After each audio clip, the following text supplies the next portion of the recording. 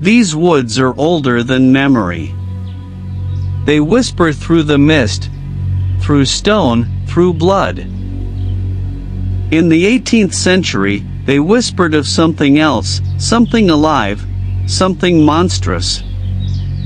Between 1764 and 1767, this tranquil wilderness was a stage for nightmares. Something hunted here. Not a legend, not a myth. It was real. Witnessed. Feared. It had a name whispered in taverns and churches, from the mouths of mothers and soldiers alike. La Bête. The Beast of Gévaudan. Over 100 victims. Most mauled beyond recognition.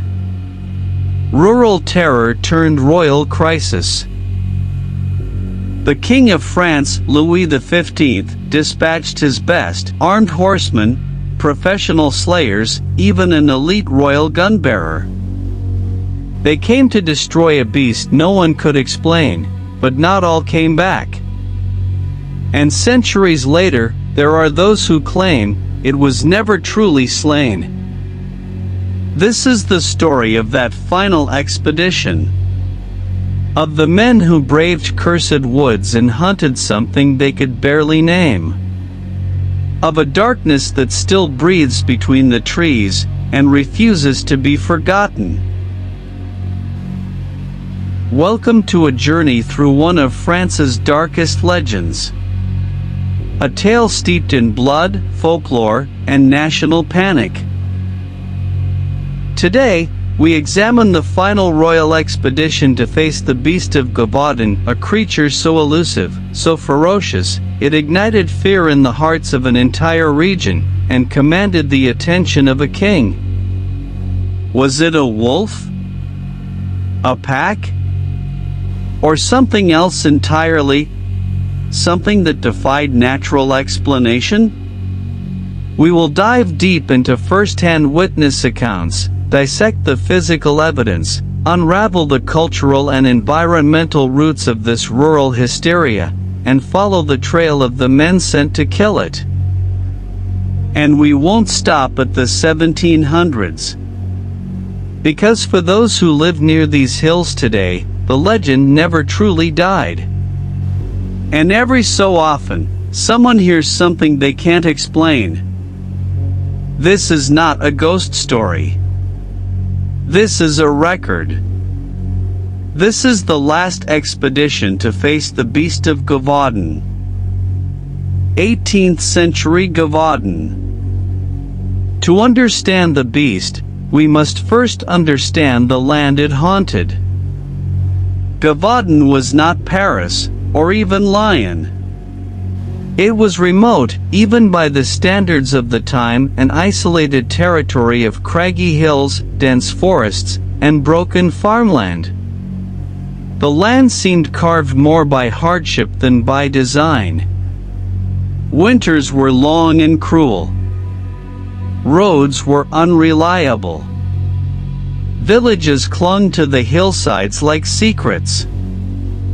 The people of Gévaudan lived close to the earth and to the wild. Shepherds tended flocks on lonely pastures. Woodcutters vanished into the trees for days. Children fetched water from forest springs. They were familiar with wolves, with wild dogs, even with bears. Fear was part of survival, but this was something else. Gévaudan was not a place where legends needed help to grow. It was a place where a shadow cast by a tree could be mistaken for something worse, and sometimes it was. The prime suspect, the Eurasian wolf. The most obvious suspect has always been the wolf. Not just any wolf, but the Eurasian wolf, Canis lupus lupus, large, agile, cunning, and when desperate, deadly. An adult Eurasian wolf can reach over 5 feet in length, weigh up to 130 pounds, and bike with a force exceeding 400 pounds per square inch, enough to crush bone. Their preferred prey? Deer, wild boar, livestock. But when food runs scarce, the rules bend. By the mid-1700s, France was plagued by wolves. Official records show thousands of bounties claimed across the countryside. Attacks on livestock were commonplace. Human fatalities? Rare, but not unheard of. But something doesn't quite add up. Wolves, in the wild, fear humans. They avoid us. They don't hunt us systematically. Not unless they're sick, starving, or something is very, very wrong. Rabies has long been suggested. It makes wolves unpredictable, aggressive. But rabies also kills quickly. A rabid wolf doesn't kill again and again across months. The beast did. Some propose the beast was a rogue wolf habituated to humans. Others suggest a large hybrid half-wolf, half-dog bred for combat or sport, escaped or released. But even these theories fall short of explaining the nature of the attacks. Because this was not typical. The beast didn't just kill. It targeted. It hunted women, children, the weak, and the alone. Many victims were found with their throats torn out, bodies partially eaten, or not eaten at all. Some were decapitated. Locals said it moved like a ghost, appearing out of nowhere, vanishing into trees as if swallowed. Could a wolf do all of this? Or was it something else? The terror and the royal response. The first attacks came in the summer of 1764. A young woman tending cattle. Then another and even younger boy. Then 3 more. And then 5. The fear spread like wildfire through the farms and parishes. By autumn, the stories were everywhere. A creature as large as a calf. A stripe down its back. Red fur. A foul odor. Teeth too long. Some said it walked on 2 legs. The descriptions varied, but the fear was unanimous. This was no mere animal. To the people of Gavaudan, it was evil made flesh. And fear becomes dangerous when it spreads. The king could not ignore the chaos. Not just for the sake of the people, but for the stability of his rule.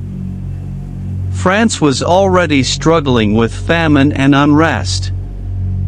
If the crown could not protect its people from a beast, what power did it truly have? In June of 1765, Louis XV sent his royal gunbearer and lieutenant of the hunt, François Antoine. A man renowned across France for his skill in wolf hunting. He did not come alone. He brought soldiers, weapons, horses. He brought the weight of the monarchy itself.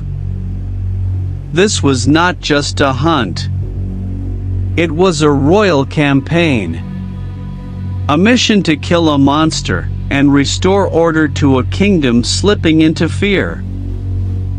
François Antoine arrived with a mission and a deadline.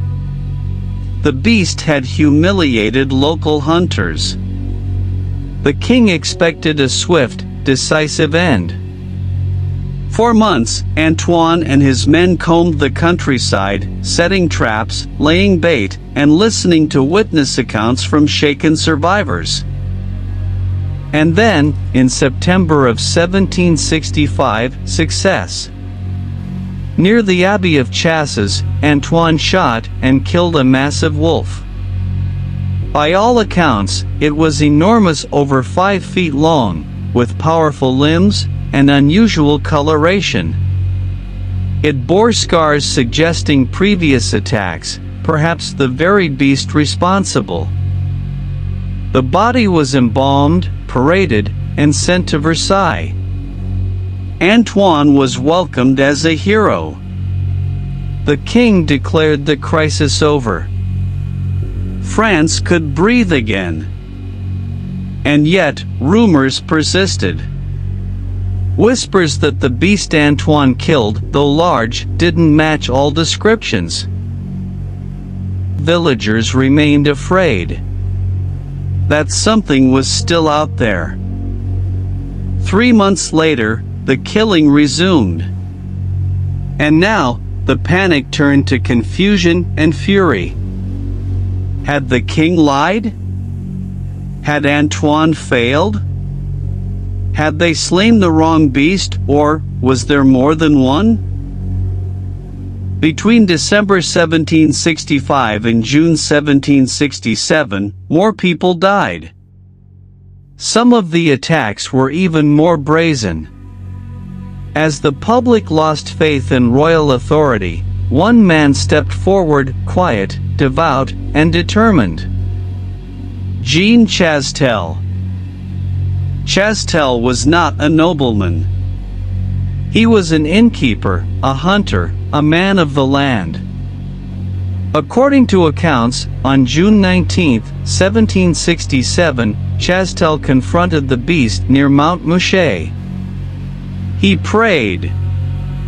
He waited. And with a single shot, he killed it. The wolf Chastel killed was massive, some said grotesque. One report from the autopsy claimed human remains were found in its stomach. But more than that, the killing stopped. After years of bloodshed, the nightmare ended. Some say Chastel's bullet was blessed. Others claim it was silver. Folklore, perhaps. But in a time when faith and fear intertwined, these stories mattered. They gave the people closure. Meaning. A reason to believe the darkness had passed. Centuries have passed. And yet, the beast of Gavaudan endures. In books, in museums, in whispered tales told by fireside. Statues mark its legend. Forest trails bear its name. Why? Perhaps because it was never just about a wolf. It was about what the beast meant. A living embodiment of fear, of helplessness in the face of nature, and in the failings of those meant to protect us. To some, the beast was an unusually large predator. To others, it was something far stranger. A punishment. A demon. A curse. And for some, maybe even a man in the skin of a monster. We may never know what truly stalked the fields of Gavaudan. But one thing is certain, the monster died. The legend did not. What part of the Gavaudan story do you find most compelling? Was it the royal intervention, the mystery of Chastel's shot, or the way the legend still breathes through the trees? Let me know in the comments below. And don't forget to subscribe and click the bell so you won't miss what's coming next.